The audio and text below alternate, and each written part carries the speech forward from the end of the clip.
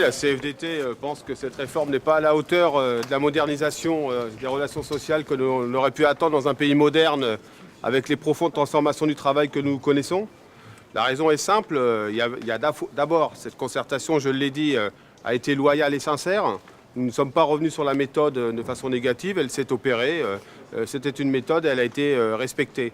Par contre, nous avons été d'ailleurs entendus sur un certain nombre de points et nous continuons de penser que les organisations syndicales qui se sont investies pleinement dans cette concertation ont eu raison de le faire.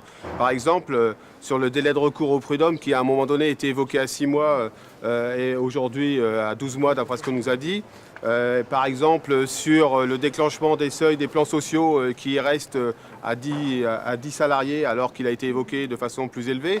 Par exemple, sur le fait qu'il n'y a pas de négociation possible dans les entreprises de 50 à 300 sans présence syndicale et représentants syndicaux. Pour autant, nous avons d'une part une profonde déception sur l'opportunité qui était offerte de moderniser les relations sociales dans notre pays et de faire du dialogue social finalement quasiment un élément de gouvernance dans les entreprises. Et puis d'autre part, il y a des mesures qui nous inquiètent, avec lesquelles nous sommes en désaccord. Parmi celles qui nous inquiètent, c'est la possibilité dans les entreprises de moins de 20 de pouvoir quasiment avoir des décisions unilatérales de l'employeur sur la modification des règles de travail. Je rappelle que ça concerne un quart des salariés français. Les petites entreprises, un tiers si on met les entreprises de moins de 20. Donc nous avons un désaccord là-dessus.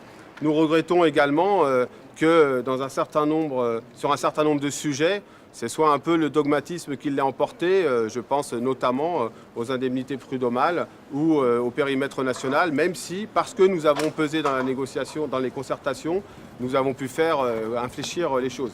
Après, il y a un point qui continue de nous inquiéter, c'est les moyens qui seront alloués aux représentants du personnel dans le cadre de l'instance unique. Instance unique que nous aurions voulu voir négocier par accord majoritaire dans les entreprises, selon les réalités de chaque entreprise, ce qui aurait été finalement fidèle à l'esprit de cette réforme qui renforce la négociation d'entreprise. Par contre, ce n'est pas le cas, c'est une instance qui sera imposée et nous allons être extrêmement vigilants dans les semaines qui viennent pour que les moyens qui seront alloués aux représentants du personnel soient à la hauteur de l'ampleur de leur mission, parce que je le rappelle, et c'est aussi un élément pour le coup de satisfaction, l'ensemble des prérogatives des instances représentatives du personnel sont maintenues.